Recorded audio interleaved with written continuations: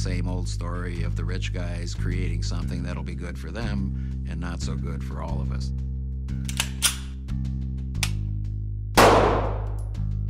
In 1910, Senator Nelson Aldrich summoned New York's most powerful bankers to an island off the coast of Georgia to secretly negotiate plans for an American central bank. Traveling under false names in a private railroad car, the great secrecy of this expedition would foster conspiracy theories for decades to come. The Federal Reserve is not actually a lending operation. It's a fiat printing press. It is an illegal monopoly on the power to counterfeit fiat paper as US dollars. It is an unconstitutional and therefore illegal monopoly on the power to counterfeit money into existence. A power that has of course been unconstitutionally granted to the bank's owners by the traitors in Congress. The reason this is all true is because the bank does not possess the money that it lends, but simply counterfeits it out of thin air. Tell me, how do you lend to others that which you do not actually possess yourself to lend?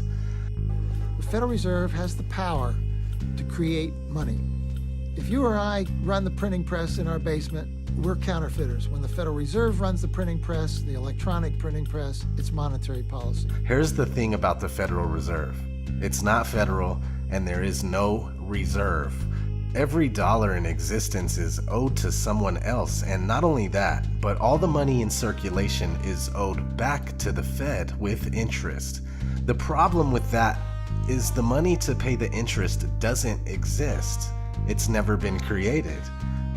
This means that the Federal Reserve System is not only designed to keep us down, but also to keep us going down. The value of the dollar has been declining since the establishment of this fraudulent monetary system in 1913.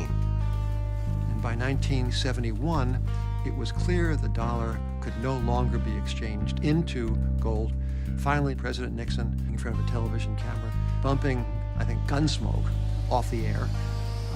It was bonanza.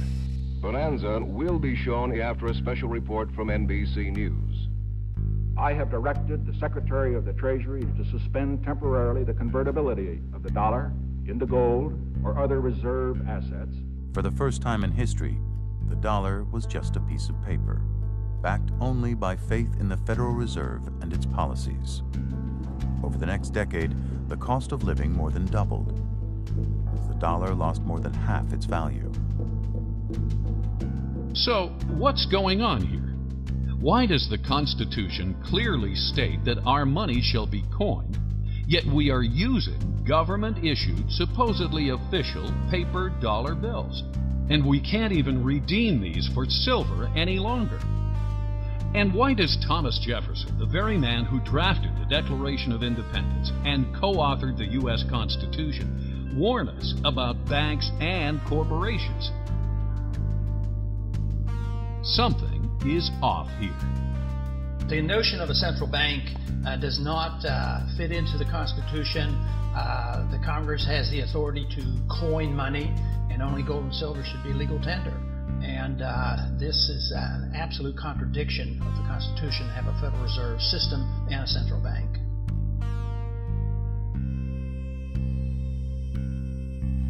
Do you feel that our paper currency should still be backed by gold or silver? I'm not really sure what you mean. Like change the color of our money or something, or? It was designed for the elite, and even today a lot of people don't quite understand that. The Federal Reserve System, to most people, seems like it is an agency of the federal government. That's what I thought it was when I first started to research this topic. But it turns out that it's nothing of the kind. The Federal Reserve is a hybrid organization. It's a partnership between the federal government and the private banks. When you look at it deeper than that, its essence is neither as a government agency or a private company. In reality, it is a cartel. In other words, it's no different in essence than a banana cartel or a sugar cartel or an oil cartel. It's a grouping of the large private corporations in the field, banking, who have come together to create agreement between themselves to limit competition, to preserve their profits, and to make sure that no newcomers come in and take away their position. That's what cartels are always designed to do. And it's a shocking thing to realize that something as prestigious as the Federal Reserve System, at its core, is nothing more or less than a banking cartel with exactly those same objectives. We have a statute that doesn't square with the Constitution, it's void. It is not a law, in fact. So the question then arises, well, how does that square with the oath of office of representatives, senators, judges?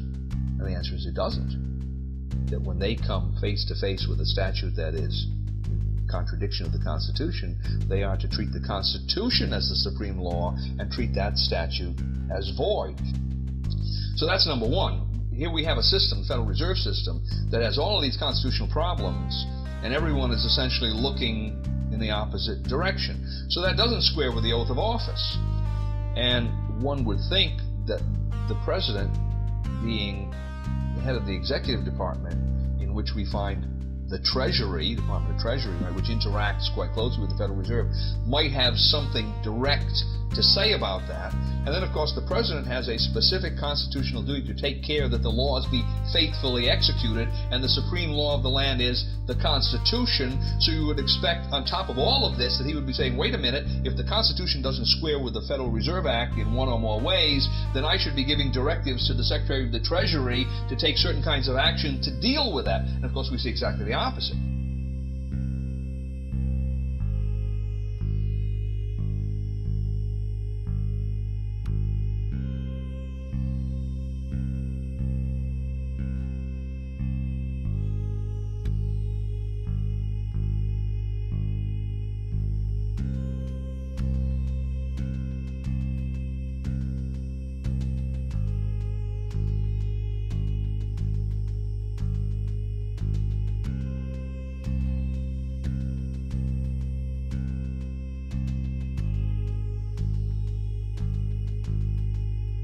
I don't think it's good policy for the president or a president-elect to second-guess the Fed, which is an independent body. And we are, as a people, inherently and historically opposed to secret societies, to secret oaths, and to secret proceedings. What should be the proper relationship between a chairman of the Fed and a president of the United States? What the relationships are don't frankly matter. The Federal Reserve is an independent agency, and that means basically that there is no other agency of government which can overrule actions that we take. Today's paper currency, far from the gold and silver coinage stipulated by the founders, is essentially created out of thin air. Most people are alarmed when they hear about the fact that the Fed can create money out of nothing and charge interest on it. So they don't have the money to repay the loan. So what do? Easy. Borrow some more.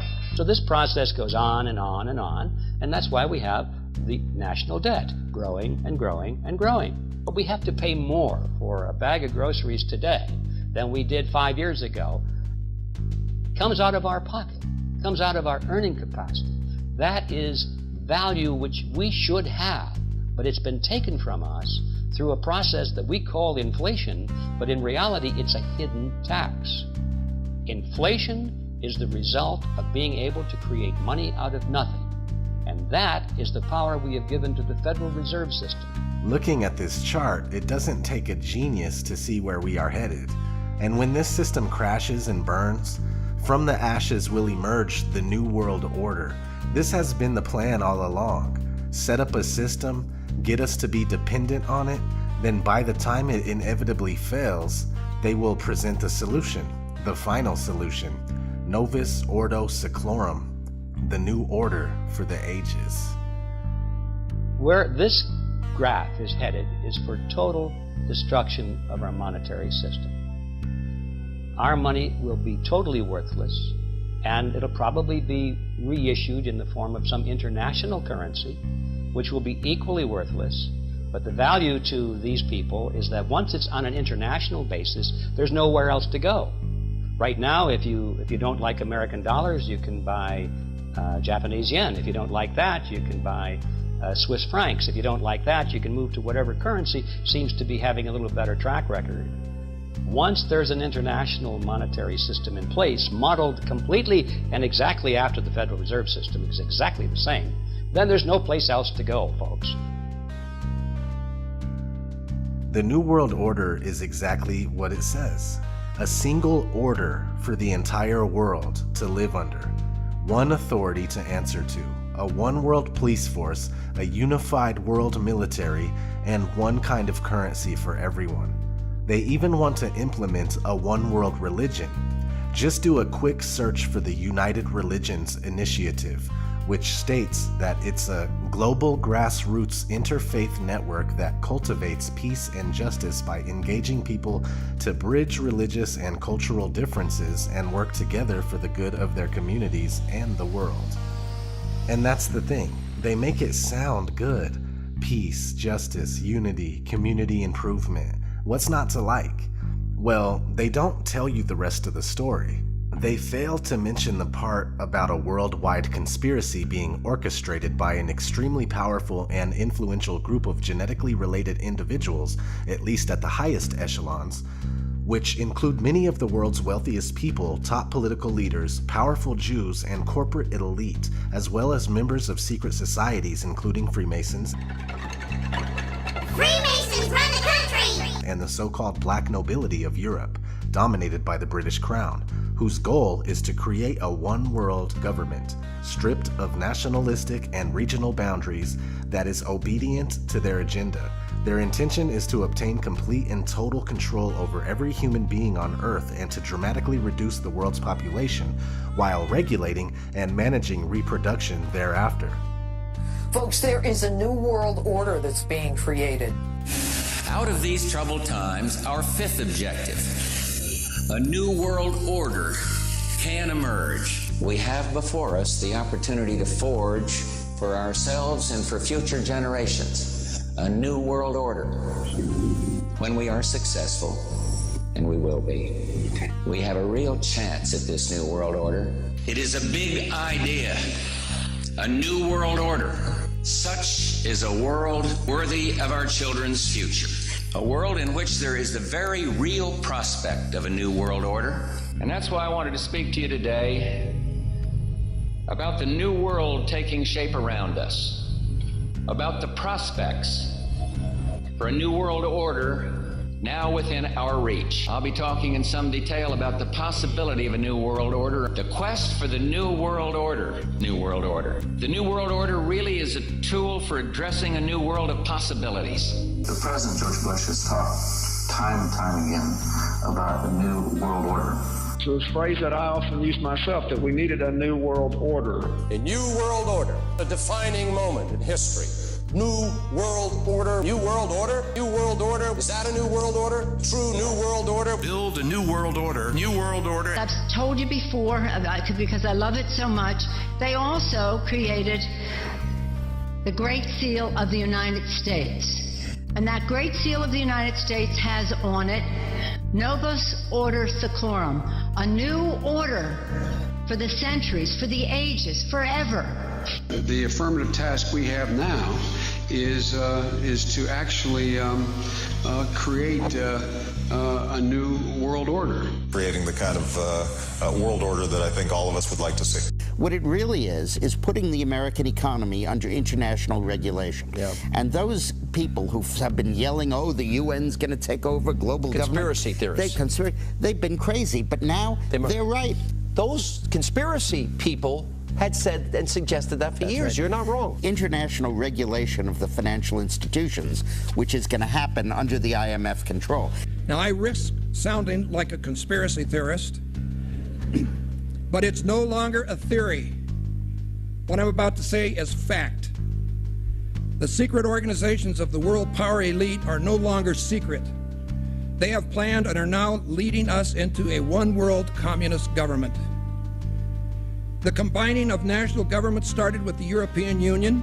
That union started with trade agreements, then a common currency, the euro, and now a European Parliament that is feverishly passing laws that override the laws of the member nations. A constitution was drafted but rejected by a few of those nations, but never mind. They implemented it anyway. Now it's North America's turn. Building on the North American Free Trade Agreement, the NAFTA section of the Commerce Department is busy drafting laws and regulations for a North American Union, a union of Canada, America, and Mexico. The President has attended secret meetings and signed at least 2 agreements under the Security and Prosperity Partnership Program. Today we must develop federal structures on a global level to deal with world problems. We need a system of enforceable world law, a democratic federal world government. On the outskirts of the national capital today, black limousines with darkened windows converged on a hotel where private security guards imposed ironclad control. The limos carried royalty, political power brokers, and industrial titans to a secret meeting that will last all weekend. It's known as the Bilderberg Group. Could their objective be world domination? It is impossible not to reach the conclusion that the non-reporting of these events is anything other than a conspiracy between the organisers and the media. It merely confirms the belief of many that the hidden agenda and purpose of the Bilderberg Group is to bring about undemocratic world government. It's a disgrace that the European Commission is colluding in that. CFR members include America's wealthiest tycoons, as well as the highly placed elite in government, academic institutions, tax-exempt foundations, and the establishment media. Ruling Class Journalists, written by Richard Harwood, describes the CFR membership as the ruling establishment in the United States. The Washington Post article boasted that news reporters who are CFR members do not merely analyze and interpret foreign policy for the United States, they help make it. Who are these policymakers? Many of their faces are familiar. NBC's Tom Brokaw, CBS's Dan Rather, ABC's Barbara Walters, Jim Lehrer of PBS, William F. Buckley of National Review, media mogul Rupert Murdoch, owner of the giant multifaceted News Corporation. These media heavyweights, and many others like them, are members of the CFR. Powerful corporations are also invited to become members. At the close of the 20th century, CFR influence presided over far-reaching consolidations of media control. In 1995, CFR members Michael Eisner of Disney and ABC's Thomas Murphy merged their media empires. Soon after the merger, the Disney-ABC empire becomes a CFR corporate member. In the year 2000, the world's largest internet service provider, America Online, joins forces with Time Warner, one of the world's largest news organizations. The CEOs favoring the move are CNN's Thomas Johnson and Time Warner's Gerald Levin, both CFR members. Once again, another media giant is created under the shadow of CFR influence. Today, an elite handful of individuals define the agendas that are supported by the empire of establishment news. What sort of a financial deal should Obama be seeking to strike when he travels to China next month? No, I think this would be the time, because you really need to bring China into the creation of a new world order, financial world order.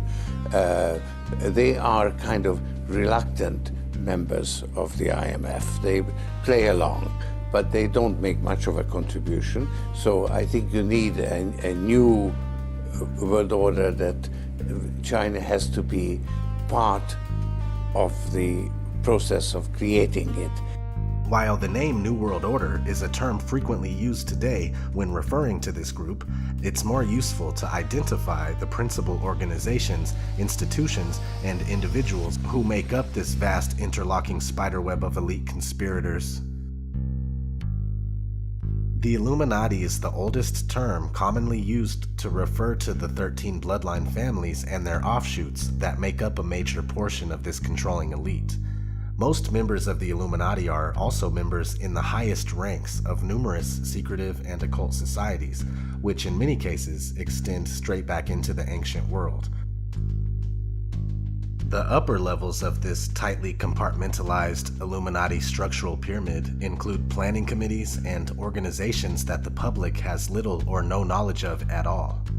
The upper levels of the Illuminati pyramid include secretive committees with names such as the Council of 3, the Council of 5, the Council of 7, the Council of 9, the Council of 13, the Council of 33, the Grand Druid Council, the Committee of 300, also called the Olympians, and the Committee of 500, among others.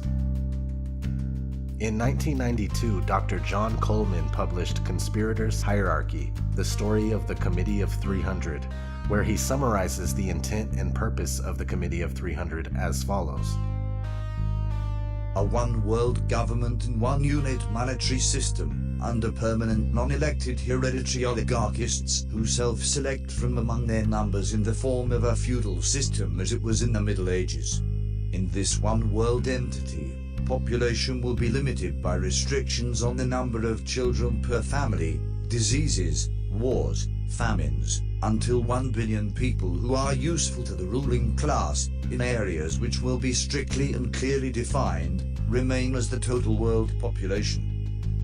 There will be no middle class, only rulers and the servants.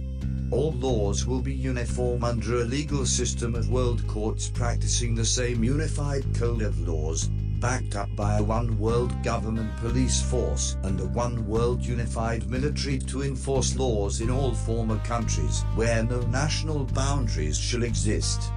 The system will be on the basis of a welfare state.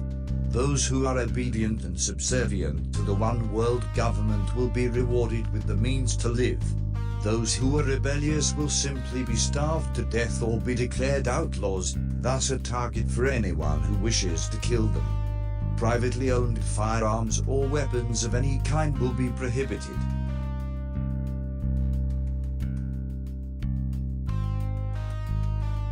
The sheer magnitude and complex web of deceit surrounding the individuals and organizations involved in this conspiracy is mind-boggling.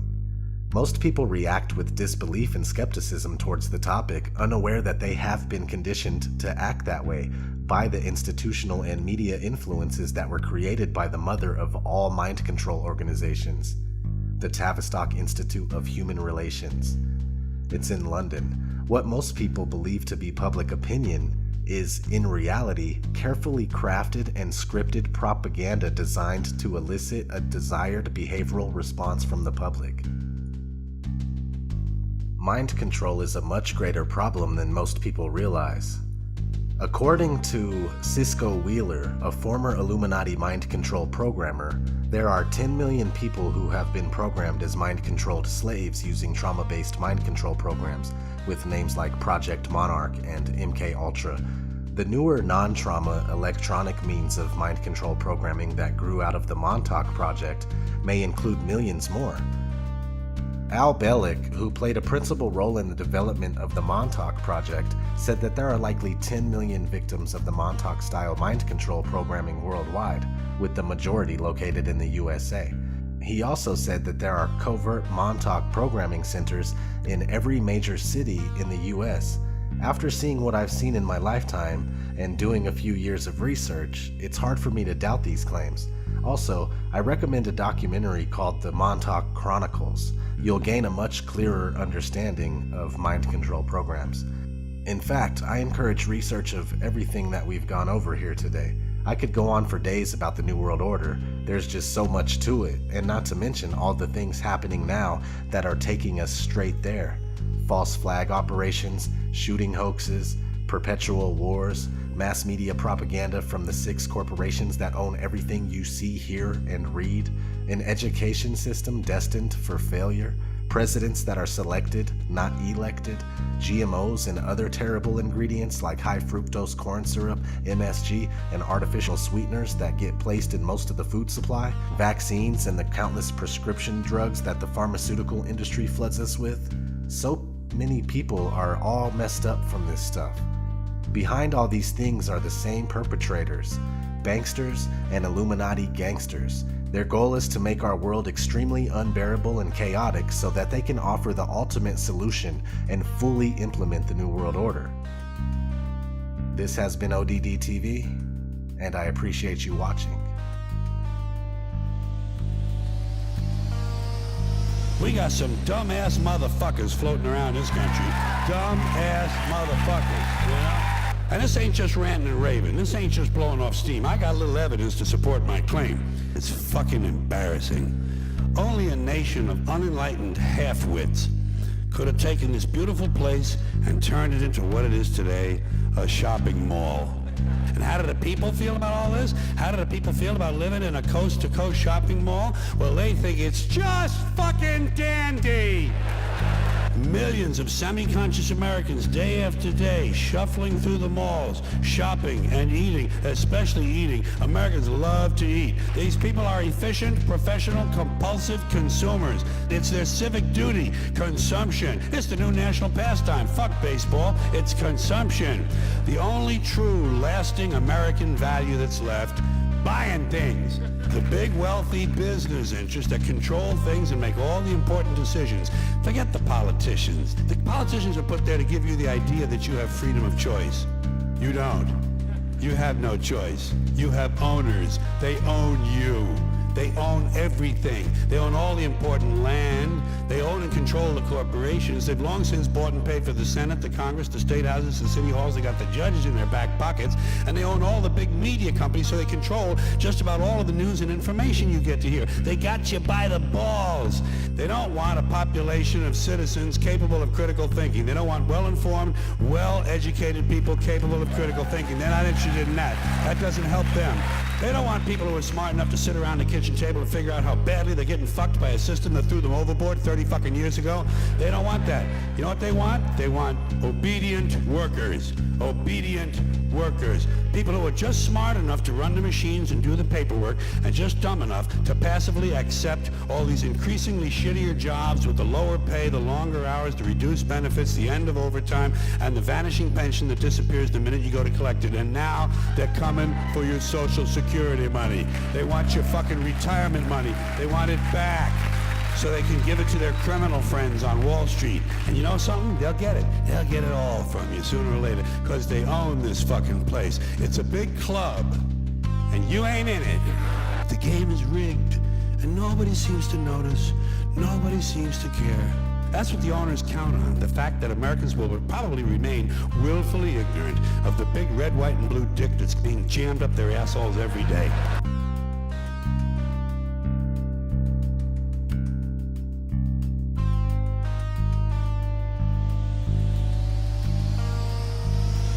You accept the reality that's presented to you. You watch the news and perceive it as truth that's given to you. You even repeat the things that you hear, just listen to you. Major media outlets exist here just to fool you. Fox News, MSNBC, and CNN. What kind of vision are you seeing in? I'm seeing them in Ultra HD, trying to brainwash me and everybody else. Why can't y'all see?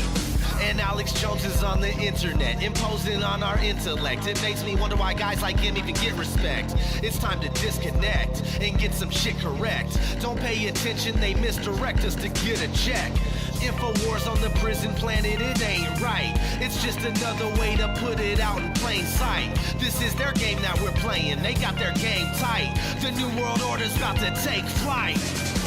I wanna soak a stack of cash in some gas and shove it up Alan Greenspan's ass. Light it and laugh. I wanna put the Rockefellers in a building and fly a plane right into it just to kill them. Yeah, that's how I'm feeling. I wanna write fuck you on a note, piss on it, shove it down George Bush's throat. Watch his ass choke. I wanna place the royal families in the ghetto and have people light them up with heavy metal. Koch brothers. Fuck you. George Soros. Fuck you. Vladimir Putin. Fuck you. Barack Obama. Fuck you. Xi Jinping. Fuck you. Pope Francis. Fuck you. Larry Page. Fuck you. New World. Fuck you. Almost everything that we ever been taught's a fucking lie. And now I never trust anything, and you wonder why. I think it's justified, plus the lies just multiply. That's the reason that I'm never passive and I won't comply. Born in the middle of a world that we don't understand. We go to school and think we're smart, but that's part of the plan. They create the curriculum, that's part of the scam. We're really meant to just be stuck in the darkness and damned. Every day we're supposed to stay in a state of confusion. Never intended to escape this created illusion. We believe in things that to this day are remaining unproven. Bringing down our current government is our greatest solution. But we spend most of our time occupied by entertainment, constantly infiltrating your brain just to train it.